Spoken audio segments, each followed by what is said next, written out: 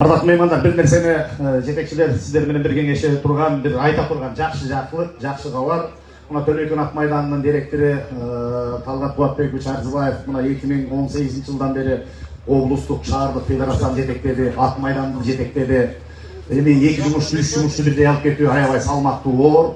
Мына бүгүндөн баштап бир жакшы демилге Ош шаардык кеңештин депутаты мына аты ээси Кушпак Искендерович ушу Аргымак федерациясынын жетекчиси болуп атат.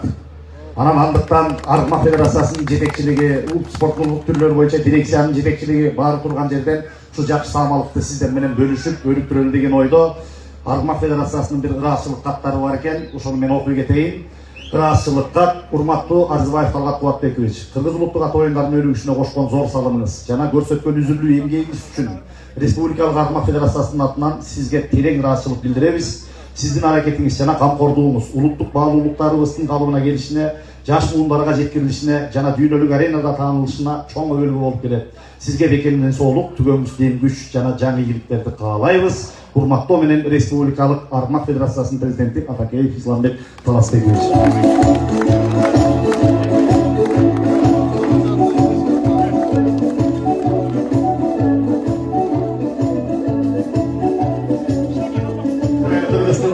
Мына чейин тер чечип ушул жерде эчеп мейнет кылды, эмгек кылды. Талгат мырза дагы эмгек кылат. Төлөйкөн ат майданын мындан ары гүлдөтө берсин.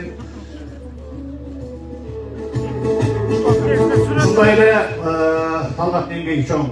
Талгаттан кызматты алып, Аргымак Ош шаарындагы, облустундагы чоң түйшүгүн милдетин алып, федерациясынын башына келип аткан Шаиев Кушпак Искендеровичке дагы федерациянын атынан ырастей милектер бар.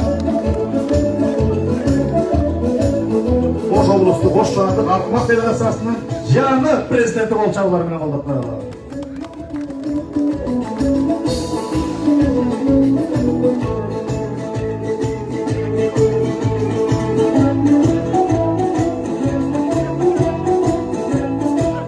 Бар болуңуздар, Аргымак федерациясынын жетекчилигине ыраазычылык билдиребиз.